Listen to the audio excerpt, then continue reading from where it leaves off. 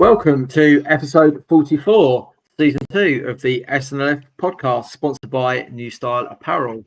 No Mike this evening. He's lording it up with rugby people in Ireland, I think it is, after mega tours of the whiskey factory, the bitter factory, the Guinness factory, and any other factory he could find. But with me this evening, I've got Chris, the Sussex stat man, and Gaz, the SNLF food guy. Chris, how are you? I'm all right, mate. How are you? Yeah, not too bad, thanks. Nice busy weekend of football. Gaz? Yeah, I'm good, mate. I wonder if I could be as divisive this week as I was last week. Got a little bit of praise for that last week, so we'll see how it goes. Well, yeah, I mean, there's no feisty Mike this evening, so we might need feisty Gaz again in the corner. As always, plenty of football. Sorry for us to look back on over the last week and a bit as well, and you'll see our special guest down in my left-hand corner, which we'll come to in just a second. But this evening, we're going to start with sending all our thoughts and prayers to Chichester City's Billy Vigor. I'm sure all of you have seen this week, Billy had a really nasty accident. I say an accident, an injury he picked up on Saturday afternoon at Wingate and Finchley, playing for Chichester, and he's currently in a London hospital in an induced coma, having suffered quite a bad brain injury. All of us here at the SNLF send our best wishes to Billy, his family, and everyone at Chichester, which probably was quite a horrific thing to see on a football pitch. So get well soon, Billy. Everyone's behind you. Hopefully someone's playing the podcast to you, and hopefully that'll help you along your way as well. Right, this evening, as we said, we've got a special guest down in the bottom corner, and he's a man who likes to score goals. He's probably scored more goals than Gaz has eaten burgers. Well, that might be quite a tight contest. I'm not quite sure on this. So I'm delighted to have with us this evening New Haven's Lee Robinson. Lee, how are you? I'm good, well. I'm good. Thank you very much. Yeah, how are you guys? Yeah, very well. Really great to have you on. Obviously, the last few weeks have been edging closer and closer to a milestone that probably actually had Mike speechless for words a couple of weeks ago, because he couldn't believe that somebody had scored so many goals just for one club. Yeah, it's I don't think it's properly quite sunk in yet. I think because we had the game Tuesday, which I scored the goal in. Then I training Thursday, another game Saturday, another game last night. Just kind of not really had time just to kind of think about it, really. I'm sure it will at some point. And don't get me wrong, I'm aware it is a pretty decent achievement. But yeah, it's I don't think it's quite properly sunk in yet. No, I can imagine not. And I mean, it's not the sort of thing. I mean, obviously Messi and Ronaldo have scored tons and tons of goals, but they've been here, there, and absolutely everywhere. But New Haven's always been your home. Have you never been tempted to pop along the coast, or a little bit higher up, the divisions, to try and test yourself? No, it's going to sound strange because of the amount of goals, but I've always just had that little bit of self-doubt about whether I could step up. I don't know what it is. I don't know why. And I'm sure some people will probably say I've been in kind of a comfort zone at New Haven. Don't necessarily look at it like that. I've wanted to better New Haven. But yeah, I don't quite know what it is. I could probably answer it two other ways, actually. I'm currently married to the chairman's daughter, which is possibly kept me there. And one other thing, you all know Sean Breach, the manager. You'll think he's a nice guy. He's always threatened me if I ever leave to break my legs. So, but no. On a serious note, I don't know. I'm born and bred New Haven. It is my local team. And yeah, I don't think when I joined I expected to be there. This is my 17th season now. I didn't expect to be there that long, but it's just how it is. I'm a pretty loyal person. So yeah, it's, as I say, 17 years. It's a pretty long time. Yeah, that is, isn't it? Massive great amount of time. And in that time as well, you've seen New Haven itself and Fort Road change probably in quite a massive way compared to when you started playing there 17 years ago. Yeah, absolutely. I just mentioned my wife there. I should mention my father-in-law, Chairman Martin Gary. He's a massive part of that.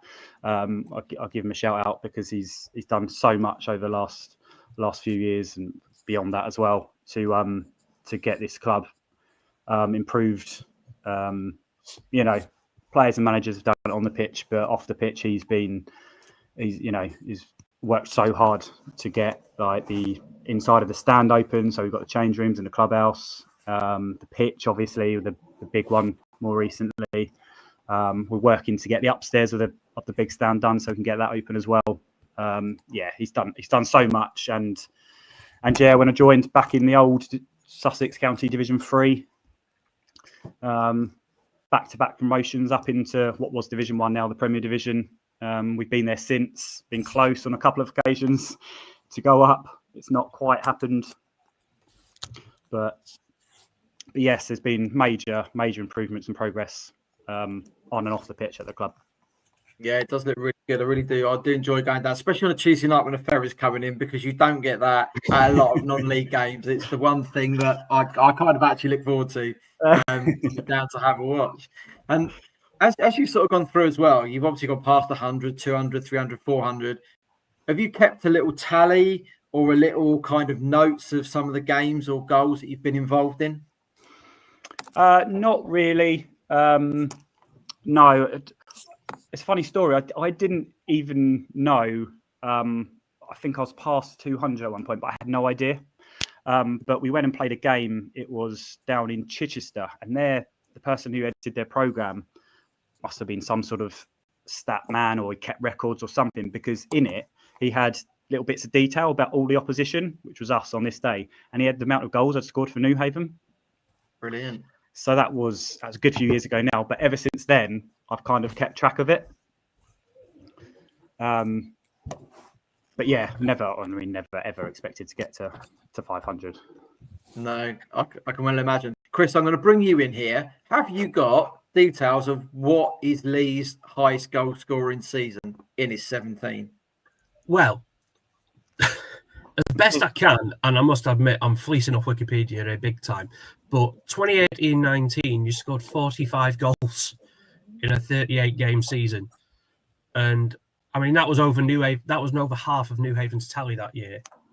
So, which is insane. And, I mean, you've played with some really good strikers down your times as well, haven't you? Like, there's been a few times where you've been like the third top scorer. You're always in the top 20-odd. But there's been, was it Alfie Rogers? Yeah. Like, went on a mad spree once. Yeah, I mean, you say you've come close. I mean, I remember the COVID season, and it was like a bit of a ding-dong five-wayer. That was when I first started dabbling in Sussex stats, actually, that season. I think you played at the Saffrons. You scored definitely at least one. I think it was a banger. And we lost 4-3. And I just remember thinking, yeah, these lot are going up here. I think Lancing were top when the season was curtailed, but you were form side as far as I can remember. That's going back a few years if Lancing were top. Sorry. 2018-19, yeah. I mean, obviously, there was the playoff final a couple of years ago when you were playing for against Town at the Saffrons. Like, what is it? There's a reason why it has just never quite come off? Because you've always been, since I've been following football down here, you've always been there or thereabouts. Yeah, can't put a finger on it. Can't put a finger on it at all. No, yeah, that year you talk about that season, you say we're form side. We'd won, I think it was 9 or 10 in a row when it was curtailed. So that was massively disappointing. The following season, which only made it to December, I think it was in the end, with a little gap in between.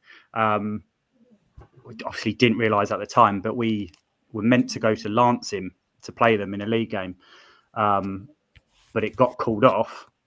We didn't realise at the time. Had we played that game and won it, we would have actually been the team to go up instead of Lancing on the points per game. Don't get me wrong, that's probably not how you want to go up. I'm sure you take it when it comes, but yeah, since then, another it was when it was the Interstep playoff against Lancing. from League Above. Yeah. We had that, lost that 2-1. And then, a couple of years ago, the playoff final at Eastbourne Town, who thoroughly deserved to win. We weren't good enough on the day, but it's just not happened, and I don't quite know why. Don't quite know what it is. Well, you've started this season like you're on a mission. I mean, you personally. I mean, as a club, unbeaten in 7, is it? 6 wins and a draw. Yeah. I mean, I know there's some big budgets going around that league, but is that the aim? Is that what Sean said the aim is for the season, or is it just take each game as it comes? Or? Yeah, not really this year. It's not. It was such a turnaround of players in the summer.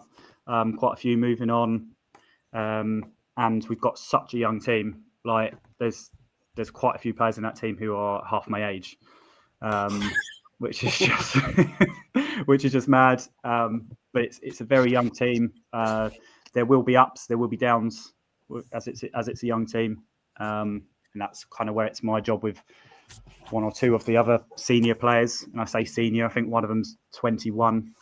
I'm including as a senior player there.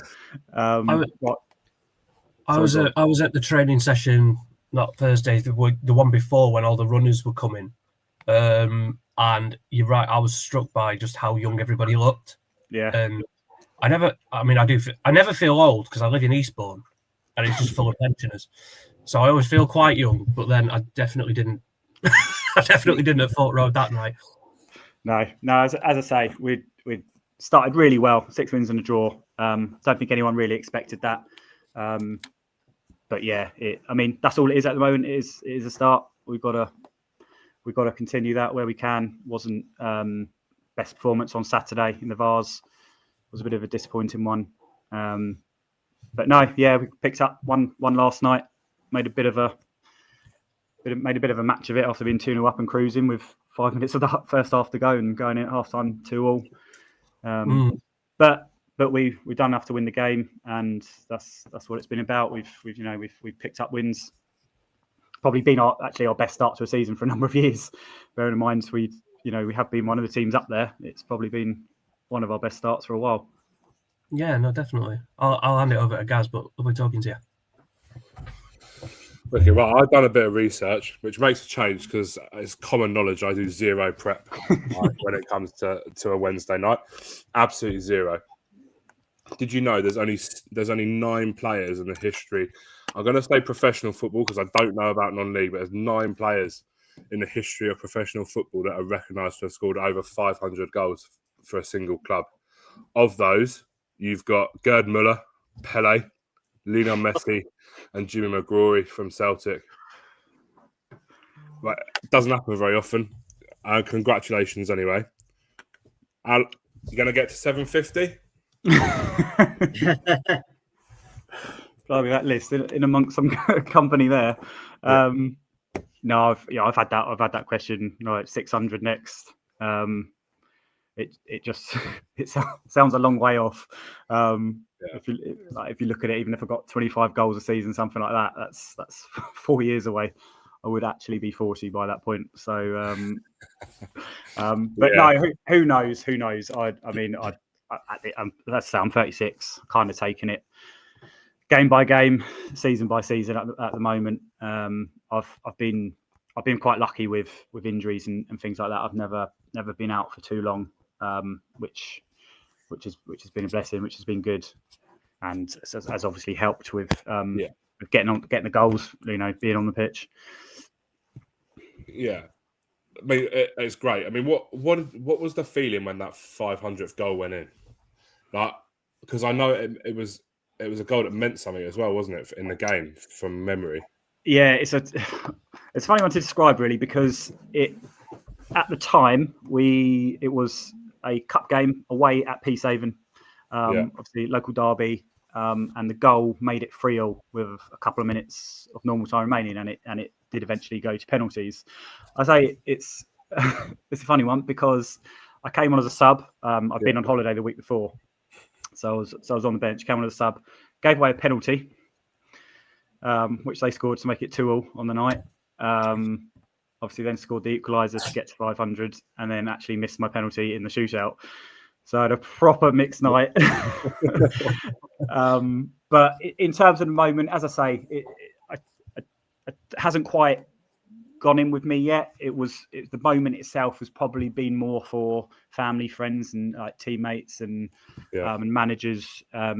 Breachy done me or got a video put together, which he showed to me in a clubhouse on Saturday after the game, of lots of people sending messages like congratulations, and it was players I'd played with previously, players I played against, even like all sending messages, which was really nice. Yeah, no, that's great. Is there a goal that stands out for you? And those 500, it's a lot, but is there a goal that stands out? In terms of my best goal, it was down in Pagham. Don't know when around it was, 9-10 years ago, maybe something like that. Knocked it past the player, hit it top corner from 22 yards out, something like that. And we won the game 2-0. That was good. That was probably the best goal I've scored. There's been lots of memorable ones like FA Vars winners, bits like that. In terms of probably a collection of goals, I scored a hat-trick in the RUR Cup final against Chichester in 2016, I think it was. The third was a penalty, actually, but in terms of like goals that proper meant something, that kind of won us the cup, so they stand out. Amazing. One final one for you. What do you want your legacy at New Haven to be remembered for beyond the goals? So take the goals out of it. What do you want your legacy to be? On the stand.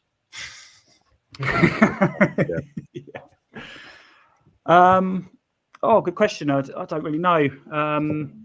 Hopefully people, aside from the goals, as you say, hopefully people remember me as like I like to think I'm a pretty decent guy. I don't tend to fall out with people, opponents, or opposing managers or anything like that. I'm pretty down to earth. Just hope people kind of remember me like that. Really, as I say, I've not really got any enemies in football or anything like that. I've always kind of tried to enjoy football. It's at this level, it's a hobby at the end of the day. But yeah, no, I hope people see it like that. I think they will. Do you know how many you got? If you'd have got all your friendlies and stuff in there as well? No, I don't know. I'm not sure. 17 worth of pre-season. Oh God, that's a lot. Go on, Chris. That one's for you. You got to try and work that out now. What I was going to ask is, like, obviously you say that it all started with that program down at Chichester, but is somebody at New Haven keeping stats? I have to ask as a stat man. It'd be dereliction of duty not to. But is somebody keeping the stats of what you've been doing, or no? Annoyingly not. And that's why I don't quite know. I don't know appearances or anything like that. When you've got 500 goals, mate, I don't think you need to care about that. No, I know, but it would be good. I think they were recorded. They've been recorded on different websites over the time, and those websites have then been. Yeah, exactly. So the kind of the stats and what we had on them went with it. So no, not really. I think Breachy probably keeps notes of who's played and things, but whether he's got totals, I don't know. Fair enough. So he could actually be a record appearance holder as well. We just don't know. Possibly, yeah. It's likely. It is, isn't it? It is as well. I mean, as you said, Lee, if you score 25 for another 4 seasons, you're going to be 40 by then. Have you had a little think toward what you fancy doing afterwards? Is coaching your way? Is it staying involved at New Haven somehow? I'd imagine I'll stay involved, whether it be coaching or not. I don't know. I'd like to think, Breachy's one of my best mates. Like, I get on really well with him. If he's still managing, I'm sure he'll probably want me involved somehow. And if I can help strikers or attacking, anything like that, I will. Or if it's not that, it'll be something probably to do with the club. As I say, there's family ties, so I expect I'll stay involved. I have done a little bit of management. Done the under 18s for a couple of years, which was a bit of a wake-up call at that age. Like to go out on a Saturday night and then play a game on a Sunday. Yeah. Yeah, no, and I've just my little boy Oscar. He's 5, and we've just started an under 6s, of which I am the manager. So he's got big boots to fill then. Yeah, absolutely, yeah. But no, he's loving it at the moment. So yeah, all the while he's doing that. If he was to get good and progress, I'm sure I'd follow him where, I'd want to be with him watching. Bit like my dad's done with me. Obviously, I'm one of 3 with 2 brothers, so my dad has at time had to spread himself. But yeah, it made it easy for him last year when we were all playing together at New Haven. That's for sure.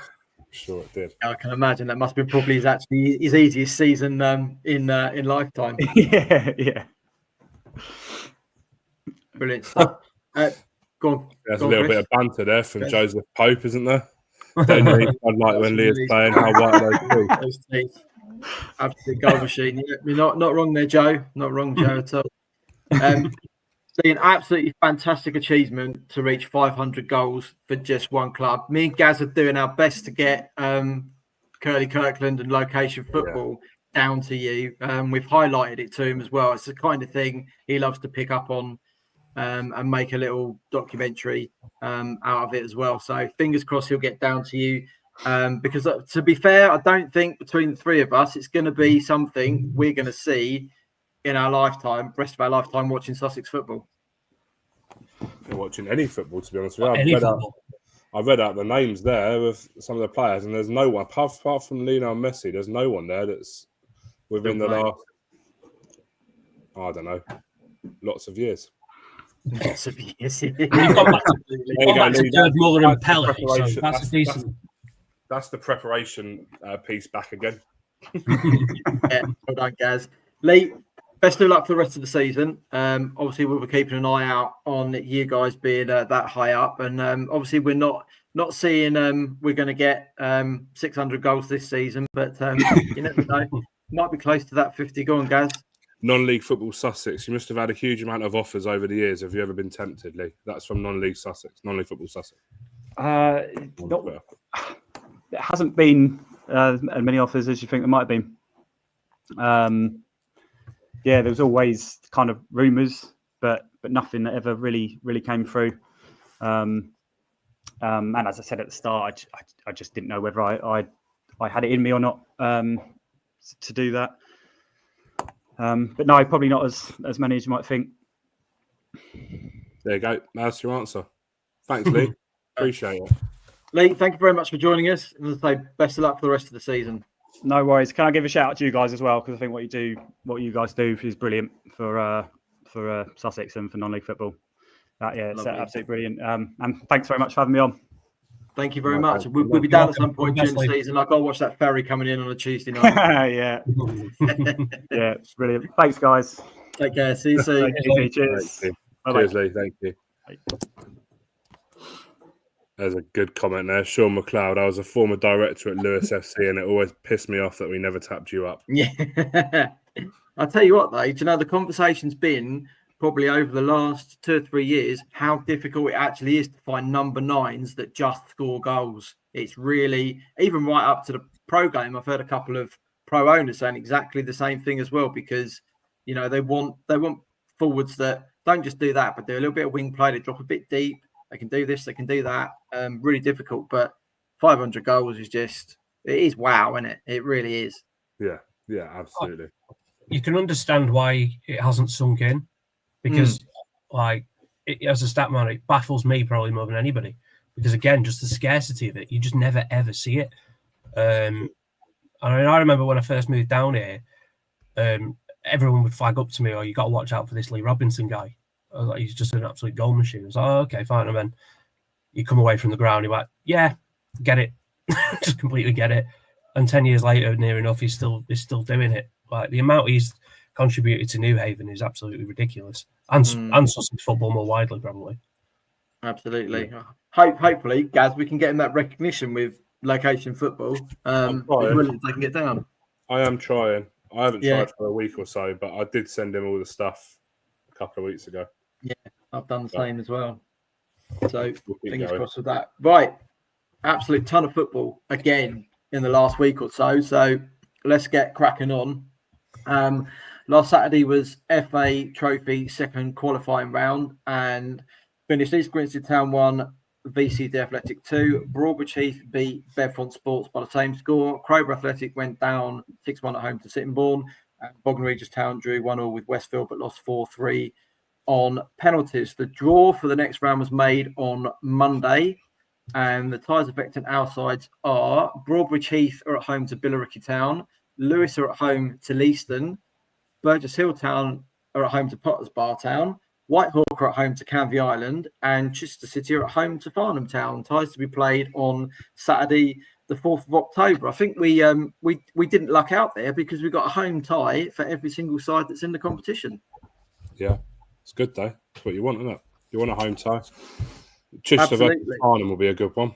Yes. And Broadwood Chief Billericay, now that Danny Scopes is in there as well. Two really, really good ties, I think, for those two sides. And especially today, Farnham Town, Gaz, as well, because they've had a really strong start to the season and haven't lost yet in their first season up at Step 3. They've had a strong start to every season for the last 3, haven't they? I think they always I don't think they know how to lose, do they? Really? So no, not very often. It's a good habit to have. Absolutely, couldn't agree more. But you kind of feel a little bit for Chichester in that respect that they have got a team like that. But if anyone's going to do it, it's going to be them, isn't it? Like you can't really ask for much more. And you've got to get in far in that competition. Realistically, you've got to beat them anyway. You've got to beat the best teams. So you have indeed. Also, last weekend it was also FA Vars second qualifying round as well, and finished Shearwater 2, Billingshurst 1, Eastbourne United 2, Halls Athletic 0. Shoreham went down by the same score to Staplehurst Monarchs, and Guernsey beat Croydon by the same scoreline. Sleaford Town lost 4-1 at Rustall. Reigate Priory went out 3-0 at Corinthian. Peacehaven and Telscombe won 5-0 at home to Westside and equalled their best ever FA Vars score. Little Common and Godalming Town drew 1-1 with Little Common going through 4-1 on penalties. Balham beat Jarvis Brook by 3-2. Stenning beat Lewisham Borough by 3-0. Horsham YMCA went down 1-0 at home to Snodland Town. As Lee said, New Haven went out of the FA Vars 3-1 at home to Faversham Strikeforce. AFC Vardinians and Lydd Town drew 2-2 with Vardinians going through 5-4 on penalties. Hayward Heath Town won 2-0 at Rothy. Wick lost 3-1 at Punjab United.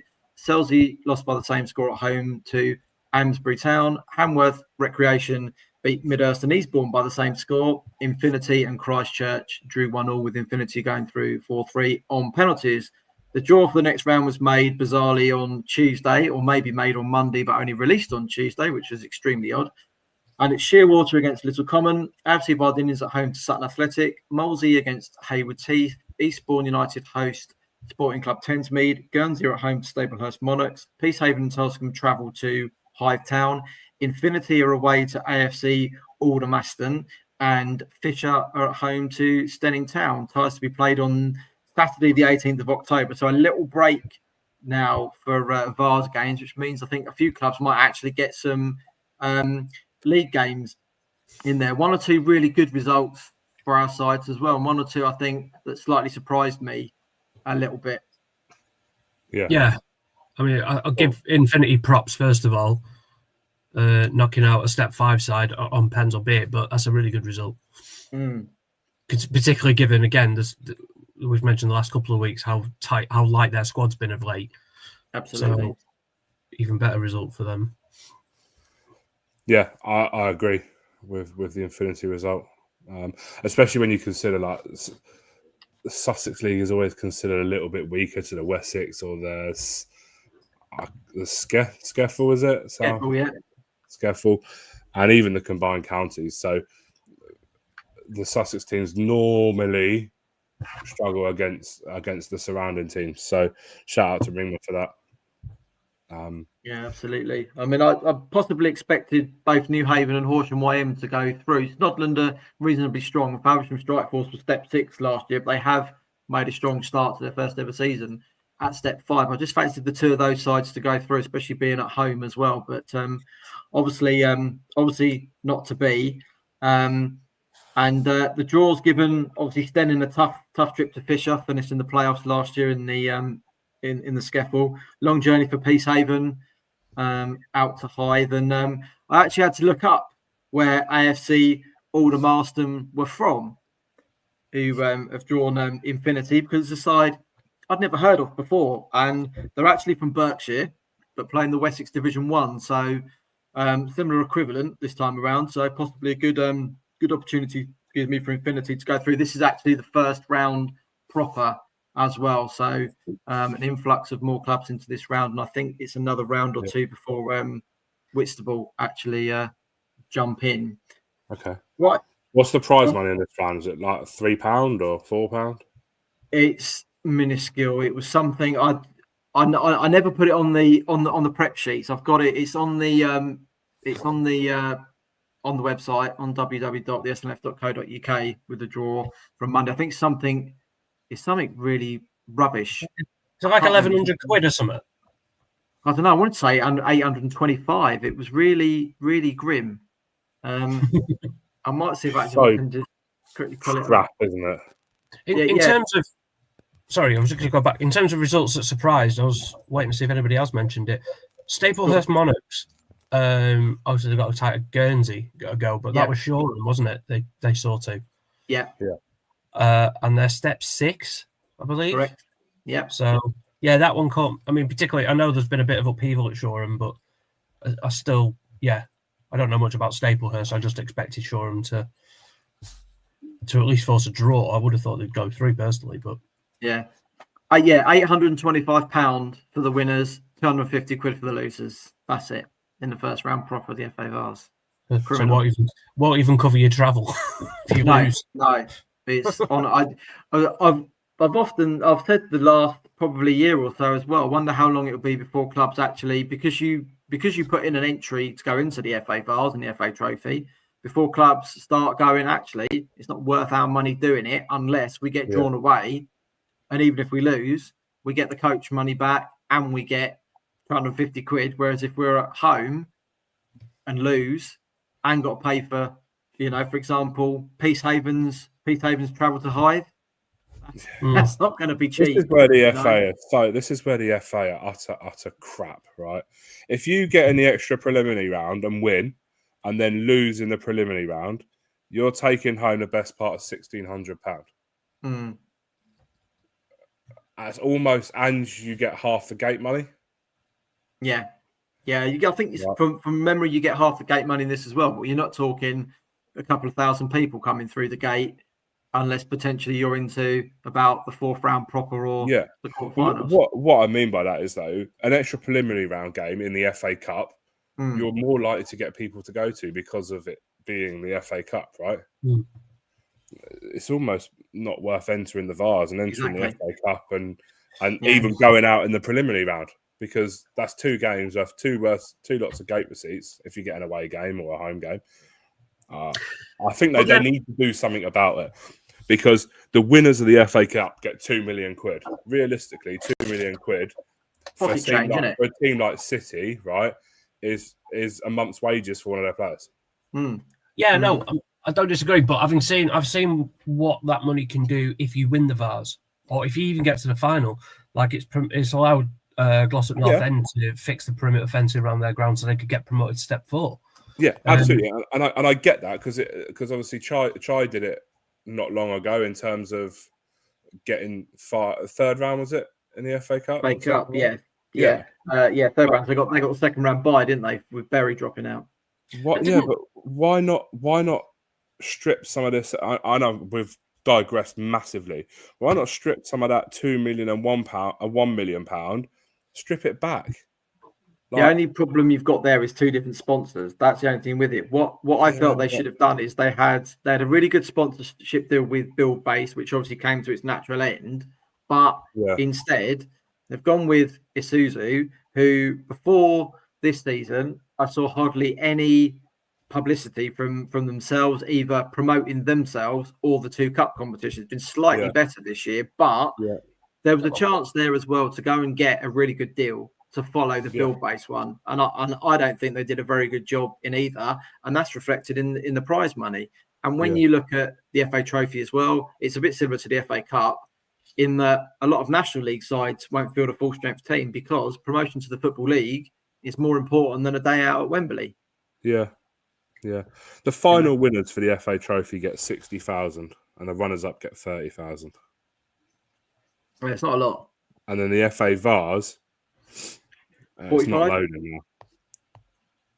The FA Vars get £30,000 for winning and £15,000 for runner-up. But as you say, with the VARs, I mean, if everyone's part-time, 30k will go a lot further for them than a 60k for a step one side who are probably professional. No, I get it. I just like you said, Trev. I think Isuzu. Realistically, how many Isuzus do you see on the road? Not many. I don't think I have. I think the only one I've ever seen is the boot of the car with the vase and the trophy in the back of it. It's the only one I've ever seen. Yeah, I don't know how long's left on that contract, but the FA will need to do something. Yeah, it'd be nice if they would. In my opinion, need to do something drastic with that. So make it worthwhile. Right, more cup action as well. Sussex Senior Cup second round draw was on Saturday evening, and it was drawn like this: Burgess Hill Town at home to Broadbridge Heath, East Grinstead Town at home to Haywards Heath Town, Crawley Down Gatwick go to Littlehampton Town, Bognor Regis Town head to Loxwood, Roffey versus Lewis, Little Common versus Three Bridges, Horsham start their defence away at Whitehawk, Eastbourne Town are at home to Cromer Athletic, Wick host Lancing, Brighton Hove Albion under-21s versus Hassocks, East Preston versus Saltden United, Eastbourne Borough versus Chichester City, Seaford Town head along the coast to New Haven, Worthing are away at Jarvis Brook, Peacehaven and Telscombe versus Horsham YM, and AFC Vardinians host Hastings United. Ties to be played on or before Wednesday, the 8th of October. One or two stick out in amongst that little lot, don't they? Yep. Worthing going to Jarvis Brook. What a tie that is for Jarvis Brook. Superb, isn't it? First season senior football and get a visit from one of the highest ranked clubs in Sussex. Yeah, absolutely. That'll make them a bit of money as well. So that's the kind of thing you need, right? I think that sounds like a burger review night for you, Gaz. Oh, it's a long way, though, isn't it? Yeah. Do you know what? It might be. It might be. Eastbourne Borough versus Chai as well. That's a winnable tie for Chichester, especially the way that Eastbourne Borough has started the season. Definitely at the minute, but it's good to see two of the big boys hitting out, just so that you can see how it progresses. Otherwise, I think that'll be a really good side. Yeah, and the holders are away to Whitehawk. Yeah, it's not going to be an easy one on that slope, is it? No, they're used to a plush carpet, aren't they, at Horsham? It'll be be a leveler, I think. Will do. And the other one for me, Loxwood at home to Bognor Regis. Yeah, it'll be very, very interesting. Oh, really nice. I think we could see some upsets in this round. In my opinion, I'm gonna go hard now. Chichester will beat Eastbourne Borough. There you go. I'll go even harder. That's not going to be a shock. But no, but I think they will. Go on. Hassocks to beat Brighton? Yeah, obviously that would be at Hassocks. I saw James Westlake after the Forest Road game on Monday. And I was asking him about the Isthmian and everything, and obviously mentioned the Brighton game as well, which obviously they'll host, even though Brighton should be at home. But again, that'll be a good evening for them. That'll be a big crowd. Yeah, just up the A23 for them. So that could be a potential little gold mine. So Three Bridges going to Little Common won't be too easy either, even given Three Bridges' great start to the season and everything. Little Common have they got more wins this season now than they had in the entirety of last season, haven't they? Absolutely.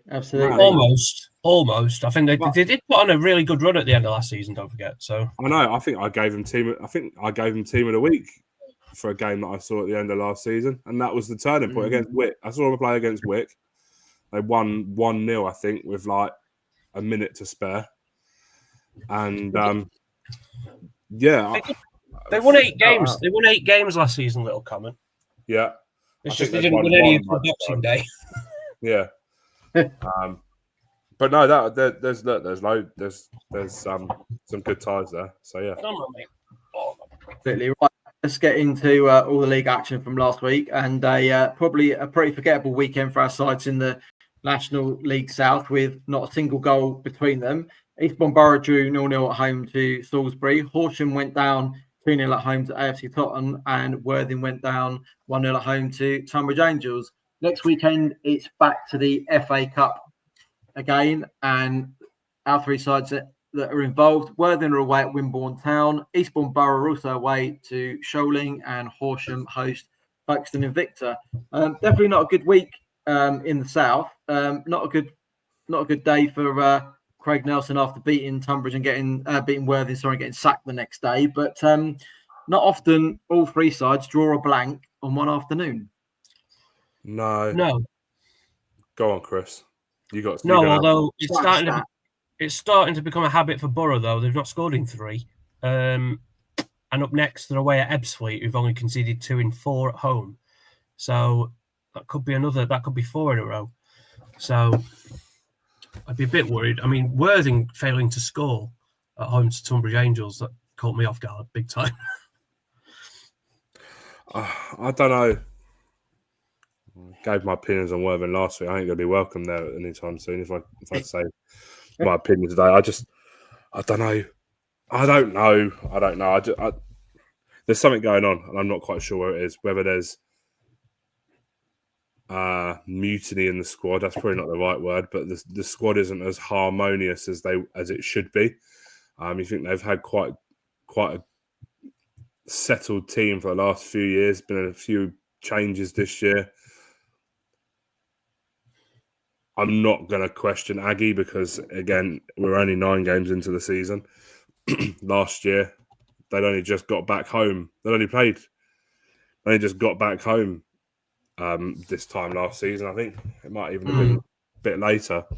And look, they went on that incredible run.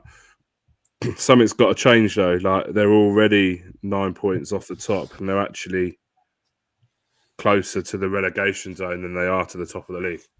Points wise, we got a goal distance of +3, and only a point ahead of. They failed to score 4 times in 9, which Yeah. again, for a team at that level, is a bit odd. I mean, them being closer to relegation, I think, says a lot about how Hornchurch have started, because they've only dropped 4 points all season. And also, like, the teams in the bottom 4, it's not like they're not picking up points. It's not like in some divisions where there's teams with nothing. It's not like we're not in a Wolves situation here. Although Borough are bottom with 4 points from now. Even they're getting half a point a game. Yeah. I don't know. I would, as a Worthing fan, I would probably be disappointed with the start of the season. Last season, you get it. They played the first 6 games, I think it was, away from home. Mm-hmm. Right, I get it last season. This season, it's not good enough, is it? Really? But then you shout out, Hornchurch, you say have dropped how many points? 4 points? 4 points all season. Western have only dropped 5 points. And then you're into Torquays, Maidenhead, Hampton and Richmond, who you'd all kind of expected to be in that sort of area. Look, it's a tough league, right? It's a really tough league. And we saw that last year as it's the most exciting league, even up until the last day of the season. I think it was 4 or 5 teams could win it. Yeah, it was. So it was something needs to change at Worthing. I'm not sure what it is. Right, we'll see what happens, won't we, over the next 2 or 3 weeks. Right, into the Isthmian League Premier Division. Results at the weekend: Burgess Hill went down by 3 goals to 2 at home to Folkestone Invicta, their first home game and their brand new 3G facility. Lewis and Ramsgate shared a 2-2 draw.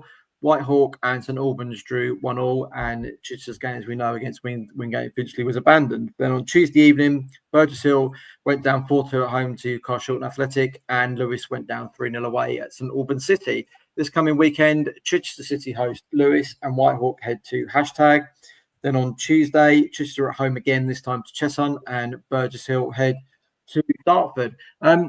Burgess will be, I think, very disappointed to lose not just on Saturday, although against a very good Folkestone side, but again on Tuesday evening to Carshalton, especially being back home, having been on the road all season. And also having been 2-1 up with 10 minutes to go. So it's, and no disrespect to Carshalton at all, but there's different teams. There's teams to lose to. Folkestone are probably one of them, but I'm pretty sure they would have pegged down Carshalton at home as well. They should be winning. If you've got any ambitions of challenging for the playoffs again. So to concede 3 in the last 10 minutes plus injury time must hurt. Yeah, I mean, it's been quite surprising, Gaz, to see. Obviously, they had a really good start to the season, and potentially that game, I think it was away at Averley or Brentwood on the Friday night, where they were 3-1 up and end up drawing 3-3. That since that point, it seems to have really slowed the momentum, and they've just started to fall away down the table. Yeah, but do you know what? It's a learning curve for them. It's first season in that division. I think it's all going to be trial and error. We don't know what injuries they've had. We don't know what else is going on there. But look, they've shown at the start of the season that they can do it. It'll be just a case of dotting the I's and crossing the T's, and actually that you'll find that they'll probably start picking up some points again. Yeah, I think as well, Chris, they can take comfort when you look at the table. You've got the likes of Cray Valley and Billericay, who are nowhere near where we'd expect them to be. And you've got possibly, I think, the 4 sides in the bottom 4 from memory. At least 2 of the sides I expected to be in that bottom 4. So, it's not a case of all hope lost, but it is easy to get into a rut when you get up to the higher leagues and then not come out of it again. Oh, 100%. Yeah. I mean, I'm just looking at the teams they've played. I mean, they have lost at Brentwood. It was Averley you were thinking about on the Friday night, because they have that ground share with hashtag. But yeah, I mean, losing at Lewis can happen. Losing at Hunter Folkestone can happen. But I mean, the next few games, they've got hashtag at home, Carshalton away. Seems to be happening quite a lot, that people playing each other almost back to back. Whitehawk at home, Wingate away. So you'd hope, hopefully it'll start picking up. I mean, they've had a bit of a tough run of late. But yeah, there's no reason to be downhearted at the moment. They're scoring goals. But that's 2 games in a row where you score 2 at home and come away with 0 points. They'll want to make sure they just tighten up at that bit of the back, because that's becoming a bit of a habit. Yeah, absolutely. Right, into the Isthmian South East Division. Not many games last weekend, thanks to the FA Trophy, but it finished Hassocks 1, AFC Whiteleaf 1, and Hastings United 0, Croydon Athletic 1. On Tuesday evening, Ashford United 1, Three Bridges 2, Broadbridge Heath 1, Faversham 3, and Hassocks 1, Deal Town 3. This evening, Crowborough Athletic are hosting Hastings in the Velocity Cup. On Saturday, so AFC Whiteleaf against Broadbridge Heath, Ashford United host Crowborough Athletic, Eastbourne Town are at home to Mersham, Hassocks are at home to East Grinstead Town, and Hastings United head to Three Bridges. On Tuesday evening, Crowborough Athletic host Herne Bay, Hastings United are on the road again to Sheppey United, and in the Velocity Cup, South Park against Three Bridges and Broadbridge Heath against East Grinstead. Three Bridges cracking 1-0 to Crowborough. 1-0 to Crowborough this evening.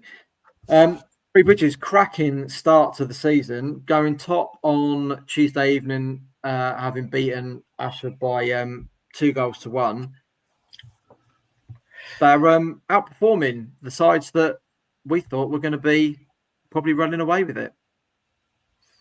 Yeah, I mean, obviously we came up, Eastbourne Town came up against Three Bridges first off and got battered 5-0, and admittedly at first I was starting to worry, but having seen what they've done to everybody else, I'm actually feeling, yeah, you know what, that's fine.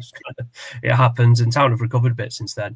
22 goals in 6 they've scored, which is absolutely insane. They've scored 7. 7 in one game, wasn't it, against Sheppey? Sheppey, yeah, exactly that. And now they've got Noel Leighton back fit as well, and he's scoring consecutive games. I mean, it shows you the riches they've got, that they can just afford to let Dan Perry go, to be frank. So no, and I thought they'd do well. I thought they'd finish definitely in the playoffs. But fair play to them. No, they've been fantastic so far. Yeah, not wrong with that. I mentioned as well this Saturday's home game against Hastings is free entry if you get there before 2:00. It's Three Bridges Community Day, so if you're heading along, great facility now. Actually, I'll come to that a little bit later on, but great facility up there now at Three Bridges. Free entry if you're in there before 2 p.m. against Hastings on Saturday. Right into the Isthmian South Central Division. No games for our sides at the weekend as Bognor Regis were in FA Trophy action against who should have been Littlehampton's opponents. On Tuesday evening, Littlehampton beat Bedfont Sports by 3-2.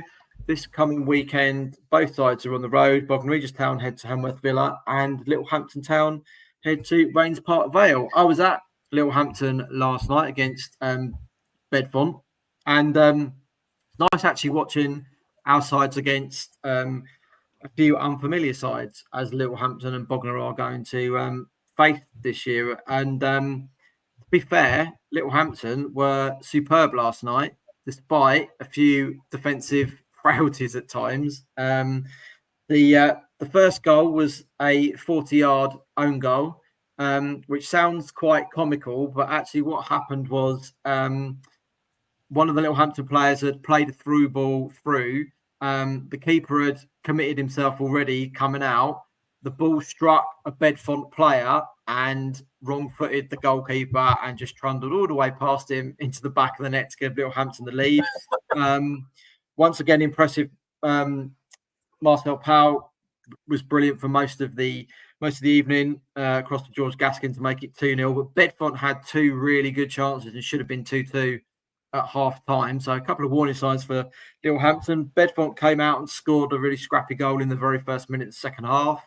And Littlehampton, though, got their 2-goal cushion back. I think around about 75 minutes. Great to see Lucas Pattenden back in action. He's been out for over a year.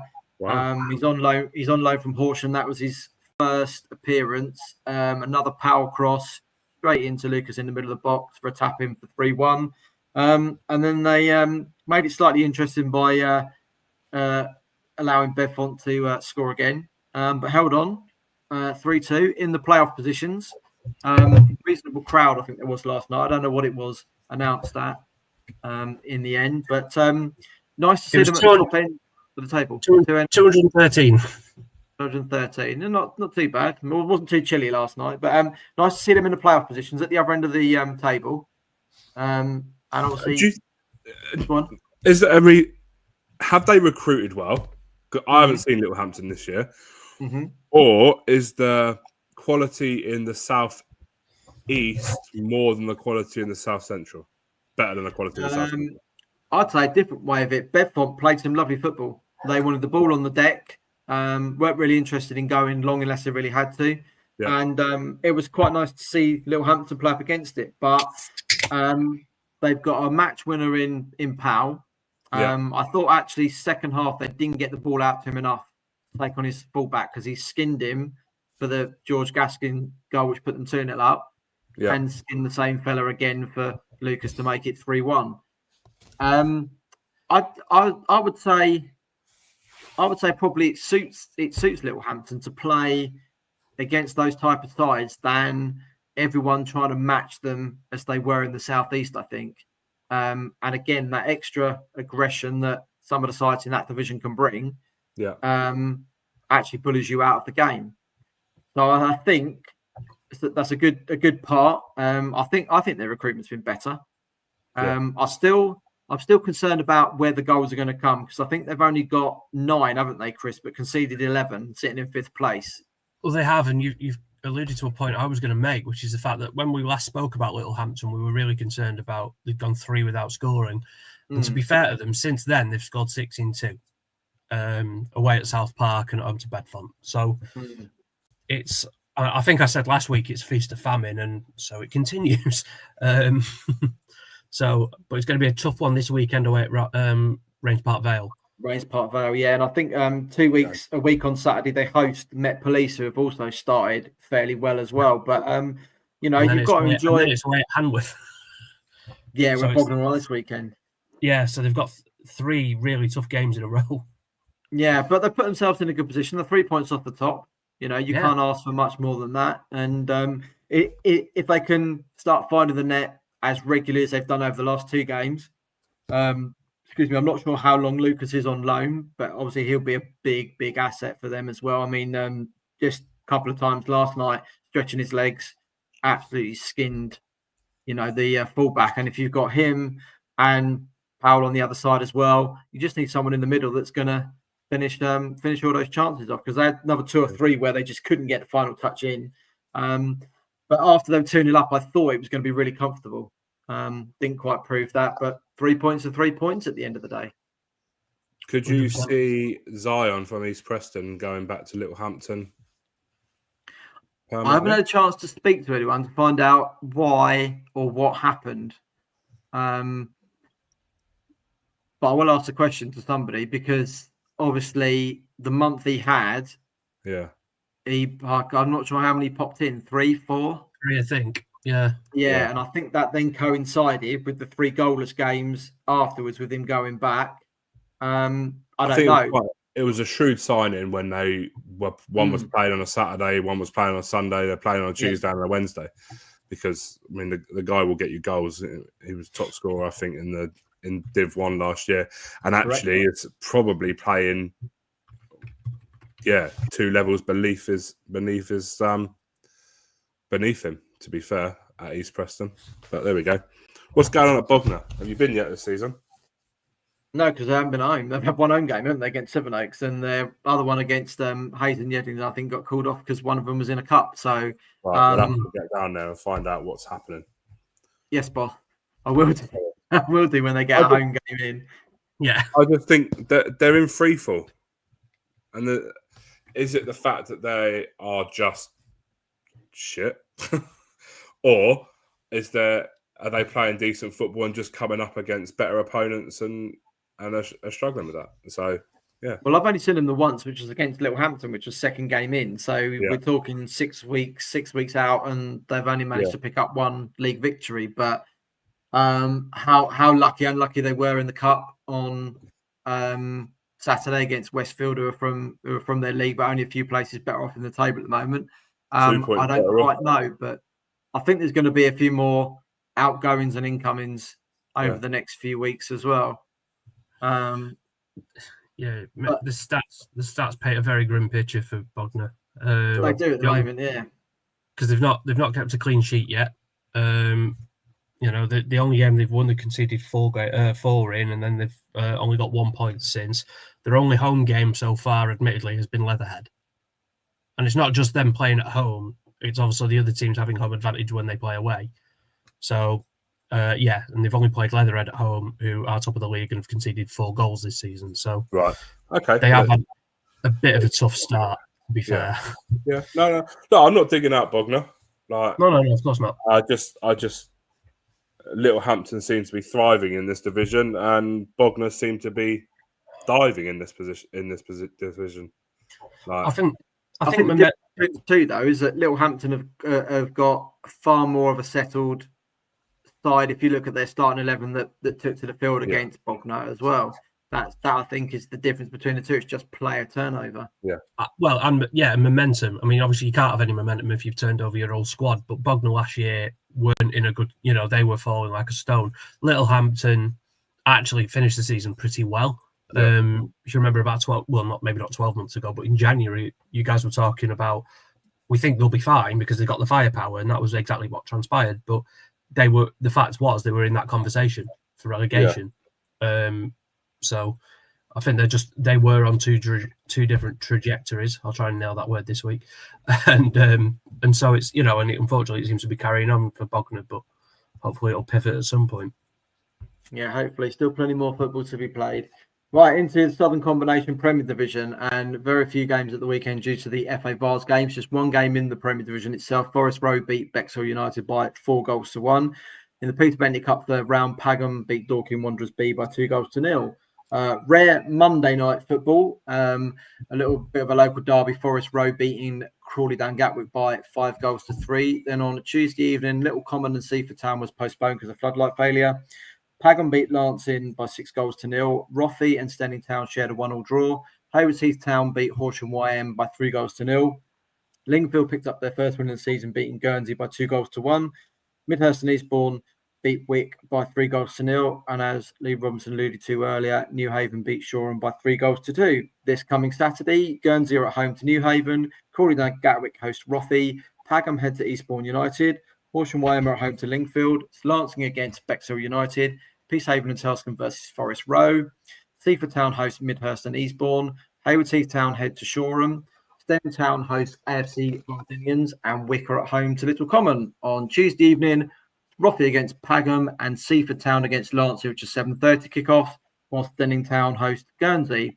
And in the Peter Bentley Cup third round, it's Crawley Down Gatwick against New Haven, Horsham YM against Peacehaven and Telscombe, and Little Common against Forest Row. Plenty to get through. We'll start with Lancing possibly, and there's a game tonight. All right, we'll come to that in a second. Let's start with Lancing, and obviously Dean Cox leaving on, I think it was Monday, so before the Pagham game, and something I don't think any of us saw coming, because of the podcast that Mike recorded with Martin, Dean, and Steve last week and came out on Friday. Yeah, it's mad. What's even worse, even funnier, is I actually saw Coxie about 3 hours before we got wind of him leaving. And had no inclination then that it was going to happen. No. I tell you what, Mike talks about the kiss of death. Yeah. It's not ideal, is it? Don't we? We do have a massive habit of that on this podcast. So hopefully Lee doesn't suffer any injury in the next 2 or 3 weeks, having appeared on the pod. Yeah, it's fine.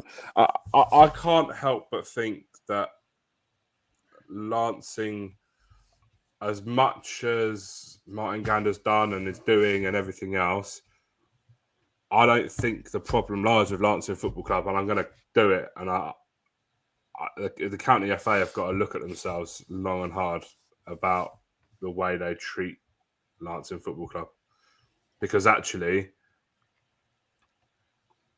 they get charged a lot. Lancing get charged a lot of money every month to play their home games there. Then the County FA get the burger sales. As crap as the burgers are, they get the burger sales. They get the beer sales. They get the tea sales. They get the coffee sales. All Lancing have is the gate money, right? And yet, I've heard that their rent is somewhere in excess of £1,500 a month. So effectively, for 2 games and 2 nights training. Yeah. The problems at Lancing will not sort themselves out unless the County FA sit down with Lancing and hash something out, because it shouldn't be down to the committee, the chairman, to put money in to keep that club going. It shouldn't be like that. There should be enough in there to pay them to play there. But I would say Lancing might just about scrape enough money through the gate to pay their rent every month. Yeah, possibly about right. It's disgusting, in my opinion. And I'd happily sit down with anyone from Sussex County FA, because it's not like, I can see a daughter, mate. I'm trying not to swear. Don't worry. I genuinely, they should be ashamed of themselves. And the problem is, it's a lot of old people sat on the board at the County FA who have been there for years. Nothing's going to change until they start bedding in some younger blood and really start to look at the club that they've got playing at their ground, or Lancing try and get something somewhere else. It's never going to get better. All the while they're playing at Culver Road and they're being treated like that. I think it's a shame as well. I mean, I don't know if you two have listened to the pod. I haven't had a chance yet. I listened to the first 50 minutes of it. I'm actually working hard at the moment, so and I can say that because I think my boss is actually on Instagram, or he was. So No, I've listened to the first 50 minutes of it. Yeah. Yeah, I mean, I listened to it all the way through on the way back from a game on Saturday, and it drew a line under everything that gone on in the past. They worked so hard this summer to clear everything, put it on a level footing, so to speak. And I'm not going to say that Dean's let Martin down in any shape or form or anything, because I get on really well with Dean. I think he's a really top guy, but having got themselves to that level, and then Dean's felt he's had to step away. I can imagine Martin feeling, quite deflated. Having listened to that pod, it sounded right. Line under, here we are, we're above it, we're moving that way. It was all positive, and it just feel it's now gone down a notch again, and they've got to go again. Yeah, and it's not a job that's going to, in my opinion, it's not a job that's going to attract a lot of candidates after last season and the start of this season. The last thing that Lancing need is 3 managers again this season, because that will start to rock the boat too much, and you might find that actually they will go. They'll get relegated again. And look, shout out.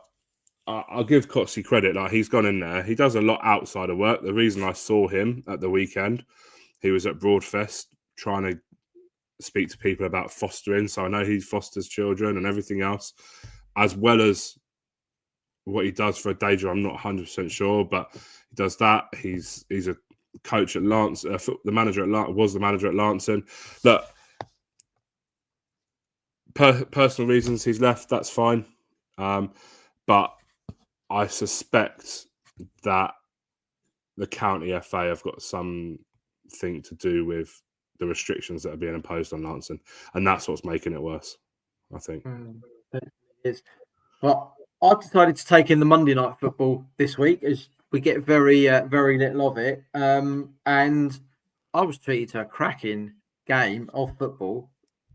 For step 5, honestly, it was absolutely superb.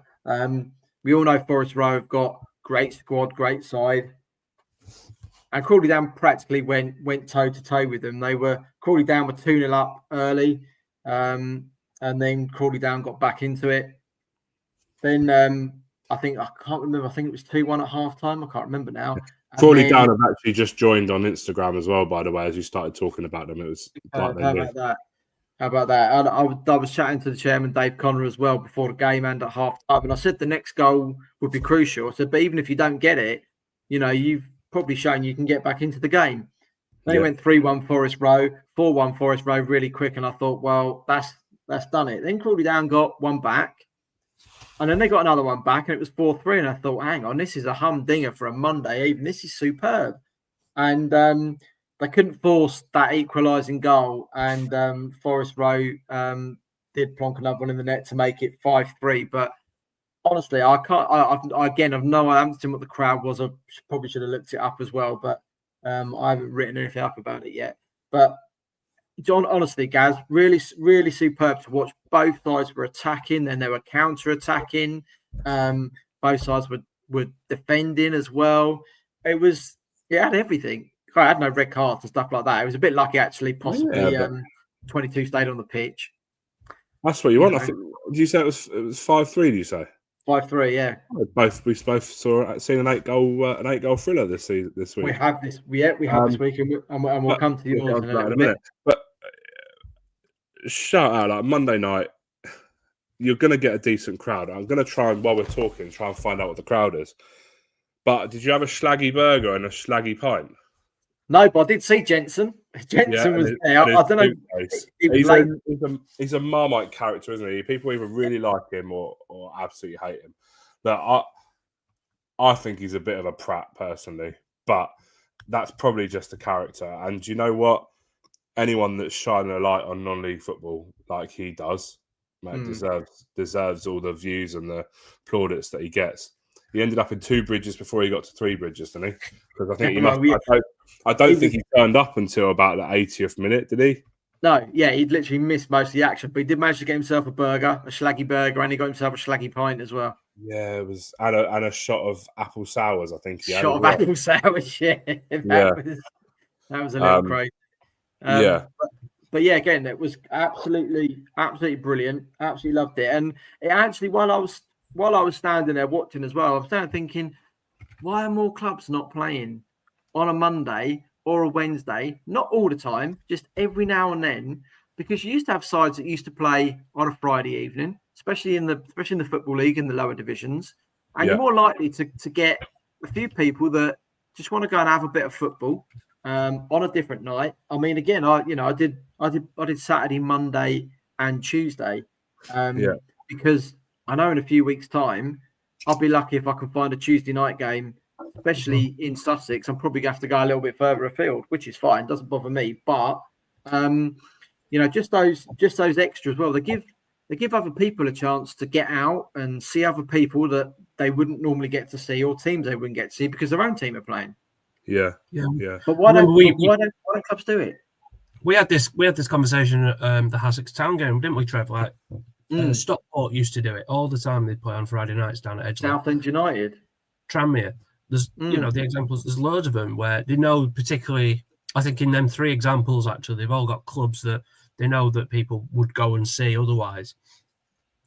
Just like many Sussex teams do. When Brighton are at home, you notice it in the crowds.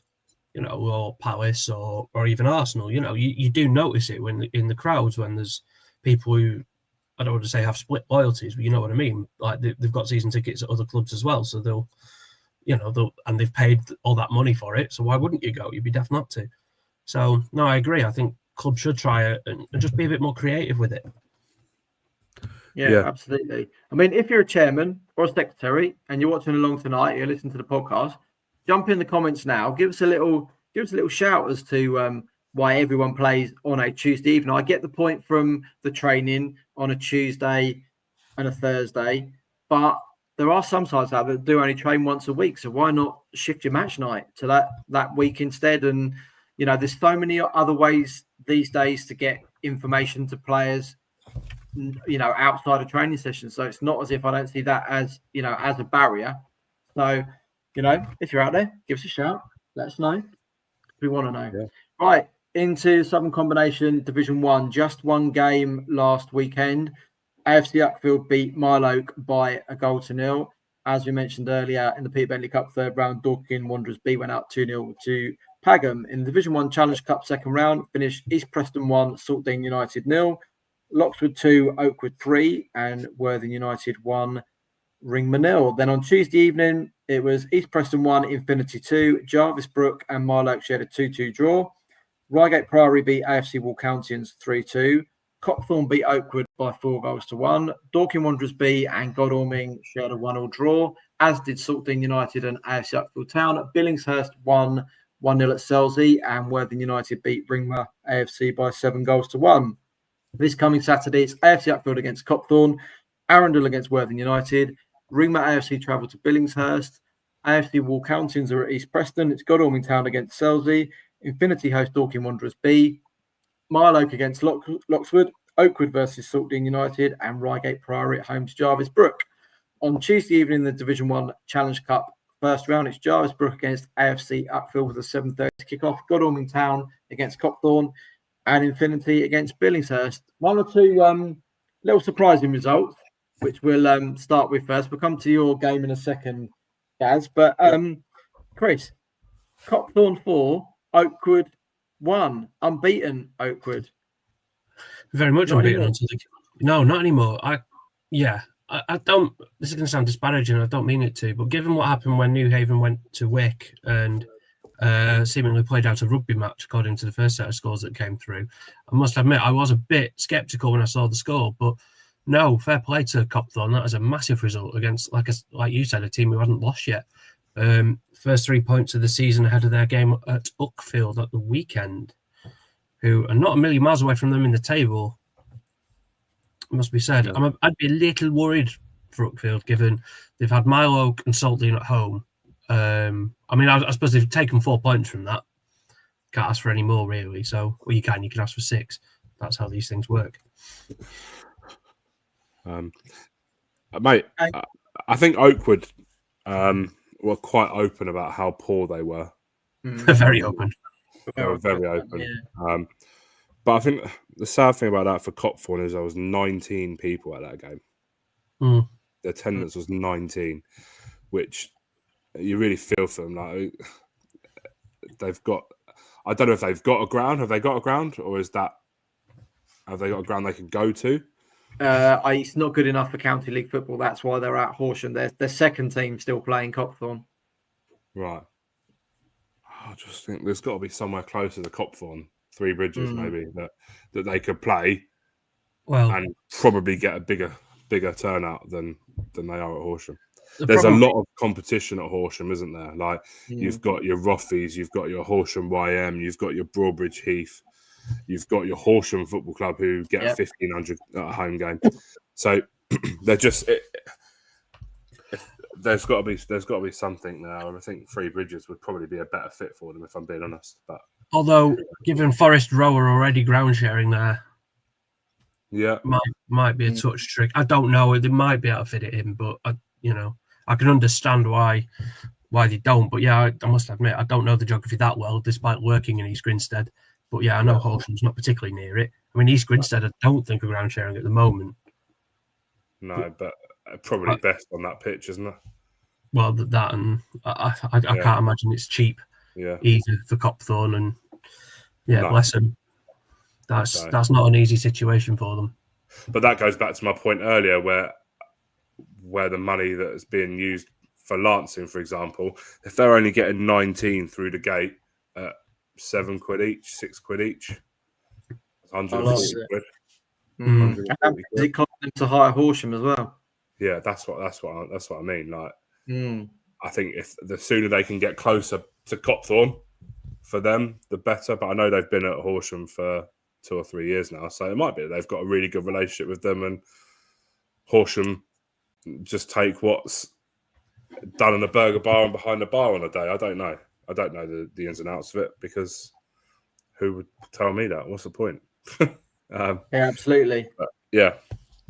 Anyway, I think, Chris, we need to give a shout out really to Uckfield, because after 2 horrendous results, they pick up a clean sheet and then follow up with another point midweek. I'd say fair play to AFC Uckfield, because we didn't dig them out, but after 2 really heavy losses they had, especially the 9-0 against Reigate Priory, that's a fair turnaround. No, keeping a clean sheet at home in the next game. I think we said last week, what a result! That was a brilliant turnaround. It was just, I'm not going to lie, my computer had died completely when I was looking up the stats. It kind of rattled me a bit. So I'm like, I thought they lost to Mile Oak. I forgot they'd beat them. So no, my bad. On the other hand, pretty good set of results. Like I said, 4 points. You can't really complain. I think it's just the one thing I would say is that it has been Mile Oak at home, whose manager left today. And Saltdean at home, who have only just got Los Edwards in. They're still kind of in that rebuild phase. So, but no, after a massive, as I said, I think at the time, like you hope when you get you gubbed like that, you just hope you just get everything out. You'd rather that be across one game and where you can kind of recover afterwards, rather than say across 3 or 4 games, and all of a sudden you're like, what do we do? So no, fair play to Uckfield. I like Uckfield as a club. Been there a few times. It's it's a nice club, and I'm glad they're still getting games on, because the weather's not been brilliant. Just get games on now while you can. That is true. Right, Gaz, you were out on Tuesday at Worthing United, and as you said, cold. You got 8 goals. You were cold. I was cold Monday. But it wasn't freezing. Cold up on the downs, all exposed, freezing. But all those goals must have warmed you up, surely. No, it didn't. But wow, actually, up until the first goal went in, Ring were all right, and then all of a sudden they just capitulated. I think they said the same about Brazil in the semi-final, didn't they, against Germany? Yeah, they. I don't know. Don't get me wrong. Worthing United were very, very good last night, but Ringmer were poor. Right. and I think that tells in the scoreline, right? It could have been a few more than that. Don't think Rimmer's goalkeeper had a particularly good game, but then I don't think any of the players had a good. You can't say anyone's had a good game at 7-1, to be honest with you. I know 7-1, Gav, is Mike McCaffrey territory, isn't it? It's Mike McCaffrey sacking territory, yeah. Yeah. And it got to a point where I was missing goals because I had to go to the toilet, and I missed a goal then. And it got to a point where I was putting updates out on Instagram and Twitter, and I couldn't. There was 2 goals scored within about 2 minutes of each other. So I updated one. Then I was halfway through updating Twitter or X, sorry, and I have to put both goals on the same tweet. It was getting to that point. That happens. I really hate that. Why can't they just wait and be patient? Huh? That happened twice last night. Look, shout out Worthing United. Very, very, very good side yesterday. And I think they've got a balance right. They've been quite a young side for the last 2 or 3 years. And this year they've added a little bit more of experience in their league on. I mean, they're getting a goal bang on half time yesterday, which took it to 4-0, I think, or 3-0. And I think I haven't listened to Tommy's post-match, but I know last night he was absolutely fuming. I think he said that's his worst defeat as a manager. So I think he was suitably embarrassed. Chris, he appreciated your Tommy's had it joke last night because I did tell him. I thought I was going to tell him. But look, he was all smiles again this morning on his Mind of a Gaffer TikTok page, Instagram page. He said he didn't sleep very well. But look, shout out to Rimmer because they've come up into this division, the same as Jarvis Brook and the same as Walkoutians. Sorry, my mind went blank then. And all 3 are doing okay. Like, yes, they've taken a drubbing, but they've taken the drubbing off someone that I tipped to win the league this year. So that's it, isn't it? I've said this before. It's always about it's the opponents as well as, you know, particularly when you're talking at really small sample sizes like a single game. If it's against, I don't want to say the right opponent, but you know, if clubs get slapped 6-0 at Anfield, they'll write it off as it's at Anfield, unless it's Man United or us or whatever. Yeah. So look, that can happen. It's probably in and of itself, like I say, it's good to get it out of the way, learn your lessons, learn them once, and just look, you know, and crack on with it. And I'm sure he will, and you hear it all the time, but you learn more from your losses than you do from your wins. He'll take that. Unfortunately, he's got a tough game at the weekend at Billingshurst as well. Who won last night. And they won 1-0. They kept a clean sheet, which, you know, as I've said, you know, when we've been going on about Billingshurst this season, it's been, they're crazy, they can do anything. And now they're actually learning to win games 1-0, which is a decent sign for them. Yeah. Look, I think they'll be all right. I think he'll get the benefit of the doubt in the Mike McCaffrey thing because I don't think it happens very often. Oh, I don't think there's any question about that. One thing I will say is there was 54 at Worthing United on Saturday for the Ringmer game, and there was 94 there last night. Do you think the effect of not being at home? Yeah, potentially. Yeah, I think there was a little bit of a bite about the game after the game on Saturday, which may have got around a little bit and forced a few more down there. I reckon increased attendance, Gaz, was either because you were there or Lee Penn was there or the pair of you. Nah, see, I didn't advertise I was going, so I can't take credit for that one. Well, you told me everyone wanted to speak to you, so people. Well, no, I didn't say everyone wanted to speak to me. I said I spoke to a lot of people last night. I just want to comment. This is going to sound like a really tedious point. On the graphics that Ringwood put out on socials, I think are brilliant. What I love is they'll put a player on there and they'll highlight who it is. And I just think little things like that, like so the one they did for the Worthing game, they had a picture of Ed Easton and they highlighted his name. And I just think little things like that, like they'll build it, you know, it builds that commitment to, you know, for people. And they're like, oh, when you start recognising the players, you are more and more inclined to go. Shout out to Will for that. Yeah, Will Hugo. Will Hugo does their social media. Last night, I think he was doing their social media. He was their photographer. He did their post-match. That guy deserves a lot of credit for the stuff that he does down at. Puts in some good work, Will. He does a phenomenal job. But yeah, just that little touch. I've never seen another club do that. So I just think that should be called out. That's a really good little addition. It's tiny in the scheme of things, but no, I think it's brilliant. Makes a big difference. Right, before we move on from Div 1, sorry, I don't know. Well, I'll let you go first, and then I'll see if it's the same thing as I was going to say. So just before we move into step 7, just a couple of score updates from this evening. It's Bexhill United 2, Eastbourne United 1, and Crowborough Athletic 1, Hastings 1. Go on, guys. So obviously we announced that Sammy Donnelly had left Mile Oak a little bit earlier. They have announced in the last hour, delighted to announce the interim management team of Carl Gillingham, Louis Stewart and Sam Cornish for the men's first team ahead of this weekend's fixture against Loxwood. Club coach Louis Stewart made a huge impact since joining as a coaching team 6 months ago. And the former management team, which also includes physio Pete Clark. So yeah, I seem to be saving head Pete Clark. Yeah, not saving head Pete Clark. So yeah, just thought we'd give them a shout out as well. Excellent, well done. Right, Southern Combination Division 2 results last Saturday. It finished Bosom 1, ASC Brighton Rangers 2, Rudgwick 0, Chichester City B 8, Southwater 2, Storrington 2, and Upper Beeding 2, Hailsham Town 2. Worthing Town 2, TD Shipley 7. In Division 2 Challenge Cup first round, it's Capel 3, Brighton Electricity 1, and Rustington 2, Alfold 0. Then Monday night's game between Brighton Electricity and TD Shipley, I presume, was postponed, although it had disappeared from everywhere.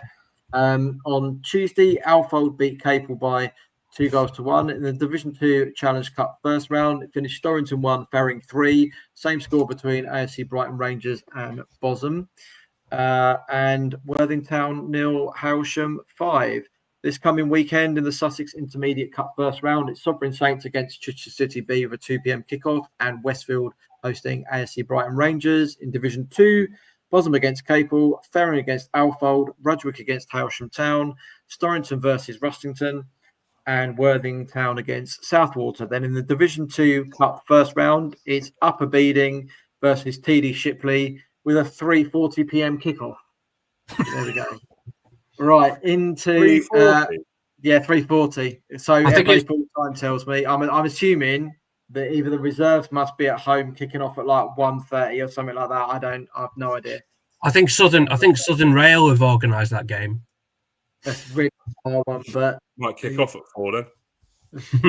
Changes all the time. Just before we go to the Mid Sussex, Eastbourne United have pulled out a 94th minute equaliser. So it's 2-2 at Bexhill at the moment. Mid Sussex Premier Division results last weekend: Cookfield Rangers 1, Linfield 3, Punnett Town 1, French's Athletic 1, Shoreham Seconds 1, Reigate Priory Reserves 3, Westfield 6, Polegate Town 1, and Crowhurst 3, Rotherfield 2. In the Montgomery Cup, it was Hollington United 1, Roffey Seconds 1, with a 4-2 win for Hollington United on penalties. This coming Saturday in the Sussex Intermediate Cup first round, 2:00 kickoffs, Westfield Reserves against Punnett Town, and as we said, Westfield versus ASC Brighton Rangers. In the Premier Division, it's Balcombe against Polegate Town with a 1:30 kickoff, Cookfield Rangers versus Shoreham Seconds, French's Athletic versus Holland Sports, Lingfield versus Hollington United, Reigate Priory Reserves versus Crowhurst, and in the Montgomery Cup, is Rotherfield. In the West Sussex Premier Division, last weekend in the Malcolm Simmons Memorial Cup first round, it was AFC Fishbourne 5, Flintshire Rangers 2, Holbrook Athletic 0, TD Shipley Reserves 1. Dell United had an away win walkover against Boys Club Old Boys. Goring by Sea Cricket 3, Harting 3, with Goring by Sea winning 4-2 on penalties. Wattsfield 3, Petworth 4, Wittering United 2, Angmering 1, and in the Premier Division, Horsham Crusaders 2, Billingshurst Reserves 3. Fixtures this weekend: Angmering versus Petworth, Holbrook Athletic Olympic versus AFC Fishbourne, Horsham Crusaders against Dell United, TD Shipley Reserves versus Billingshurst Reserves, and Wittering United versus Harting. Full time to Paulgrove, Bexhill United 2, Eastbourne United 2. It's a 3:00 kickoff at Beedon. 3 o'clock. They've changed, Yeah. have they? Oh, Yeah, it's a comment in the bottom right. I can't see it in the comments page thing, but it says, I think, is it Ryan? 3 o'clock kick. Yeah. Ryan Sharman, 3 o'clock kickoff. superb. Thank you very much for that. I don't know why they put it 3:40 on this. Very, very much No. bizarre. They definitely did, because I can vouch for that. I checked it earlier and I was like, what on earth is going on there? Excellent. Not just me then. Right, Gaz, a burger review. Yeah, Worthing United last night. Can't complain. I think Was that because Mike McCaffrey didn't cook your burger? Yeah, that's my only complaint. But obviously, he was whiskeying with Brian O'Driscoll, wasn't he? But that was embarrassing. Who doesn't know Brian O'Driscoll is? I bet you didn't either, did you? I did. I know the name. Yeah, I couldn't have told you which nation he played for or any of his achievements. But yeah, I know the name. Oh, he's called Brian O'Driscoll, and you couldn't tell me what nation he played for. You know what? Any surname could be anything these days. Yeah. Yeah, he's probably one of the biggest. Right. Probably one of the biggest legends in rugby union going, to be honest with you. And that's saying something. Anyway, you digress. 7.5. There you go. That was straight off the nod, wasn't it? Hang on a minute. A burger's made up of layers, Gaz. Come on, give me the usual. Yeah. It wasn't an entry-level bun, but it wasn't a brioche bun, shall we say. Cheese was melted. Burgers were good. It was above average. It filled a hole. And yeah, it's not going to set the world alight, but it wasn't a Booker basic burger, but it was a Booker burger. Wasn't quite as good as Arundel because Arundel use proper cheese as opposed to the burger cheese. So for me, it sits between Arundel and Seaford. Tell you what, man knows his ratings. He remembers them off the dome. I've got a spreadsheet and stuff. I'm not that good. Yeah, he remembers them off the dome, which is impressive. Ask me in a few months' time when I've done more than about 6. Well, no, I better share this spreadsheet with you before you do. What I was going to say is, though, Gaz, would you say then that that's like the benchmark then? Like, because you've had one that's really dreadful at the Sussex County FA. Yeah. And then, yeah, you're saying it's above average, but this feels like, I mean, a lot of your burgers have been above average. 3 of them have been above 9. To be fair, because, look, a lot of people in the last 2 years, in the last 2 seasons, have upped their game. I haven't been to Worthing yet, and it's touch and go as to whether that finishes above or below Sussex County FA. Trevor will vouch for me on that one because it ain't very good. No. So look, there's plenty of scope. I've done ones that I've done before because I wanted to see where they've gone with it. And shout out to some of the clubs because some of the clubs have upped their game just purely from listening to us and wanting to do it. And look, you said Wick. I mean, Wick's a great example. They've really, they've gone with top. Absolutely, yeah. I think someone did comment on it was on Twitter, I think, that there should be like a outside caterers and caterers, if that makes sense, or burgers and not butchers burgers. But I was talking to the guy at Worthing United last night, and I get it. So you've got Wick, who have 2 teams playing on their pitch. They have under 18s, 23s, first team. So it's probably about 5 out of 7 days where there's football on there. So can afford to do a decent burger, right? And is it Rustington as well there? Rustington are there as well.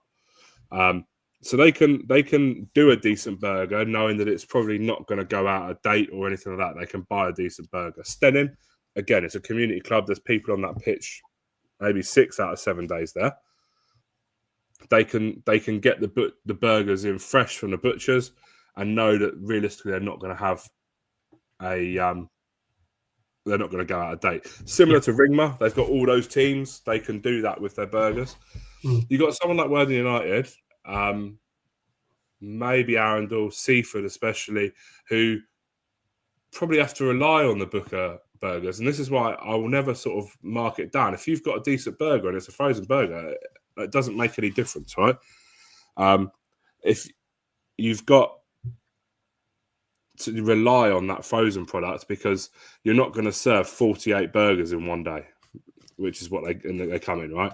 Yeah. So they've got their place, and they do a job, and it's about what you put into it, right? It's what you put into a burger that makes it right. I think someone gave me an analogy. You could buy a crap suit, right, and polish and tie it up with a nice shirt, but you can't buy a nice suit and tie it up with a shit shirt, rubbish shirt. Sorry, That's all right. The kids are in bed by now. You don't worry about that. But yeah, what I'm trying to get out of that is that I understand that there's going to be there is a place for going to Booker and picking up burgers from Booker. The ones that won't do particularly well are the ones that are like 20 quid for 48 or something like that. Yeah. And there are burgers out there, and there are clubs that will do that. But I think what they're starting to get is people will go to football and will pay money to have a decent bit of food. And I'm testament to that. Right. So yeah, Trev looks a little bit lost. Am I just going to carry on filling and keep talking? No. I'm listening and lining up the next piece. I was just going to say, Town have started dabbling with getting it. They've actually managed to get a van within the ground again, like they have done occasionally. So I might give that a go on Saturday. That'll be quite good. I'll let you know. I do need to venture further out. So if you think your club's got a good burger, give me a shout at the SNLF_food on Instagram. I'm less active on Twitter because I do the SNLF Instagram page, and I spend my life on there. So I'm not on Twitter as often as I should be.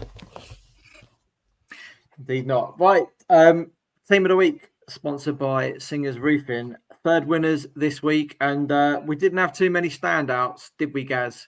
No, we looked back at it. It was last Tuesday and this Saturday just gone, wasn't it? Yeah. There wasn't a lot to stand out, to be honest with you. I mean, we didn't even look at the Southern Conference South, did we? National League South. No. Nobody scored. And then we looked through it, and there wasn't really a lot. Are you going to announce it, or John is going to leave me to carry on and do it? Go on, you crack on. Congratulations, Infinity. They won it because not only did they go through in the Vars, it was a team from the Wessex League who have started the Wessex League fairly well. Step 5, step above them. And out of the fixtures from the weekend, that was the standout one. Someone's going to come at us for something, but congratulations, Infinity. Oh, yeah, everyone does every week. But there's one more award to go, but that's going to encompass last night's games on Tuesday, this coming Saturday, and another round of games next Tuesday, which is the last day of September. So last night's opportunities, and we've already said, Gaz, there's a few standouts from last night already staking a claim to the final place, isn't there? But two more goes this week as well. So, you know, we could find that we've got 7 or 8 candidates come next Tuesday. Yeah, it could be next Tuesday, but next week will be the one when we get a bit of grief off someone. Yeah, maybe Mike can pick that one for a change. Christ, you're wanting less grief, not more. Yeah, that's very true. Right, Sean, just quickly, Sean, I've rated the burger from yesterday 7.5 out of 10, mate, above average. That was Sean Cully. Can you rate the burger at Worthing United yesterday, please? I've heard 3 out of 10. No, not 3 out of 10, mate. That was Lancing. 7.5 out of 10, mate. Above average. Better than the county. Oh, Jesus. That was the county FA. You were at pains. Better than Seaford. Not quite as good as Arundel. You were at pains to say it wasn't Lancing last week. It was the Sussex County FA. Yeah. What's Cully on Instagram? Yeah. Excellent. Cuzzer said 2.35. Cuzzer's lying, mate. 7.5. I've got it on here. Right, any shout outs from you two? I've got a couple, but I'm conscious that you probably covered it when my computer just decided to play off. Well done, Forest Row. Great result against, just 9 goals in 2, I think. Featuring 2 of Eastbourne Town's 2019 class of in Aaron Hopkinson and Dan Perry. So Dan Perry's good that night. Yeah, well, he's a good forward at that level, particularly. And with Aaron, them two linked up really effectively for Eastbourne Town back in the day. So it's nice to see them two reuniting. Any other one, or was that it? That was it. No, Gaz? Nothing, mate. Nothing, no. Okay, I got 2. Tom Dodds, 250 games for Guernsey. Fair old Ireland effort. And Sam Beardy, 50 appearances up for Worthing. That surprised me a little bit because he's normally suspended. As it goes, he loves a yellow card and a red card. That's Beardy, but know him very well. And obviously, bit of a shout out to him and his family, and to Mark for sad loss of Matt Beard earlier this week as well. So our thoughts with you guys as well. Yeah. Right, where are you two off to football wise? Saturday or Tuesday? Chris, go first because Gaz won't be organised. Well, Saffron's on Saturday. It'll shock you not to learn. And then on Tuesday, you banned from there because they've been winning games while you've not been there. The irony is we've got Merson as well, so we're probably going to get beaten out. Not an easy game to go back for. No, I'll be putting money into the coffer, so it should be fine. And then Tuesday, I'm not sure, but Seaford Lancing, I think it's Seaford Lancing. That was what I wrote down. That looks decent. And look, on a weeknight, I have to be careful. I can't go too far from Eastbourne. So fair play. Saturday, I am not going anywhere. Unfortunately, it's a year on Saturday since my father-in-law passed away. So we've got a bit going on this weekend. So nothing this Saturday.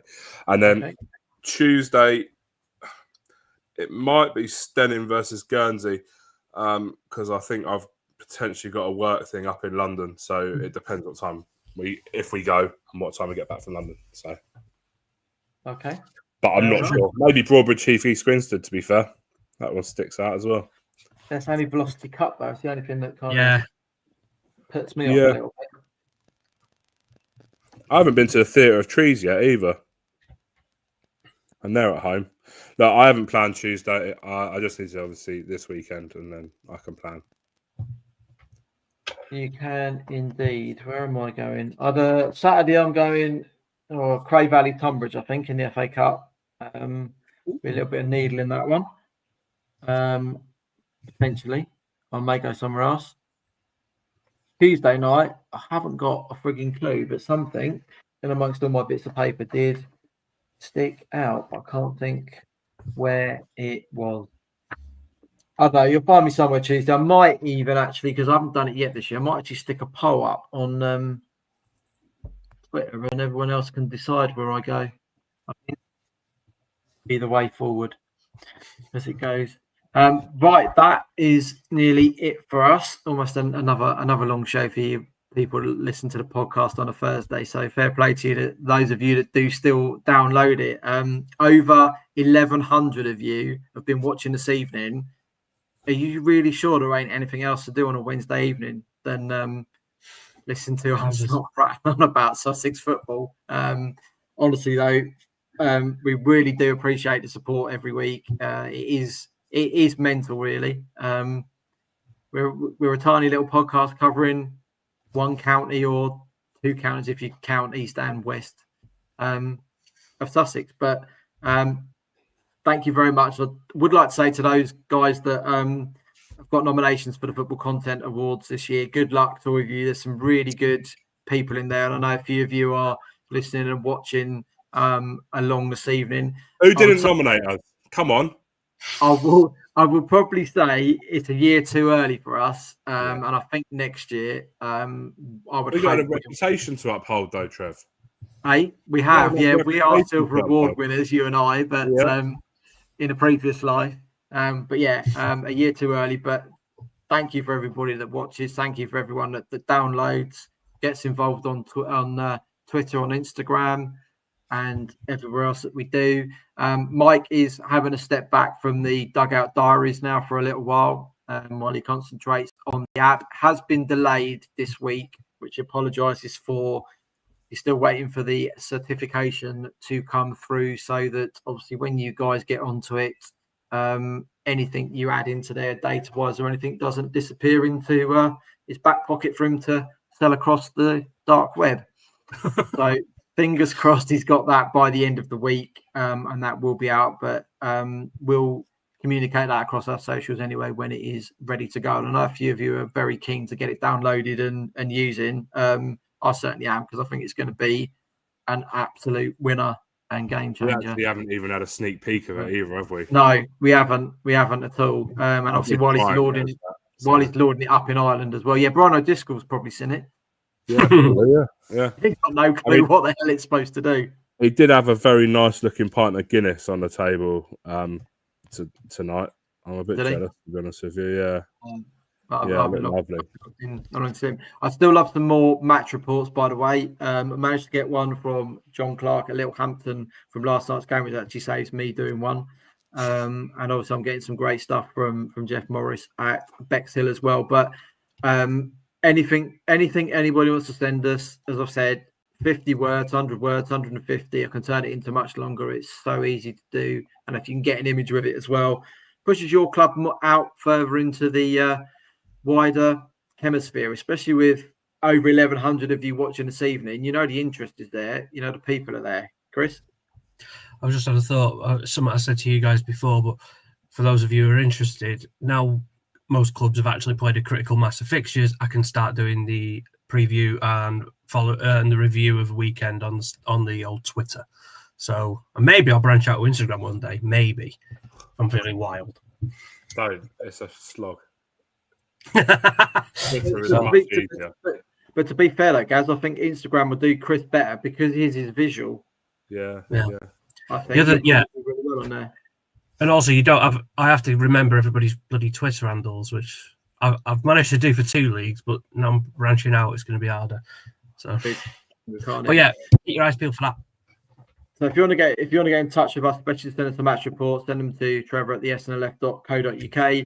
Find us on X at the SNLF. Chris, you are at _Chris Pryor, Prior. And Gaz? At the SNLF.co.uk on Instagram and on TikTok. I did actually put a TikTok out earlier with my full face on it, talking as opposed to a content video. Since we've hit 1,000 followers on TikTok, we have not had over 1,000 views on any video. Before that, we were averaging 1,500 to 3,000 on videos. What I've done is I just want to know what you guys want to see. Do you want to see a 3 or 4 minute video with highlights of the game on there, or do you want to see a quick montage of little bits and pieces that happen in the game? The reason I've done this, right, is because I put a video accidentally out on my personal TikTok and it got 18,500 views. I put the same video out on the SNLF TikTok and it got 350. Yeah. So go figure. But it got 18,500 on my personal one and 350 on the SNLF one. So maybe they want to see you with a slaggy pint and a slaggy burger, mate. That's what it is.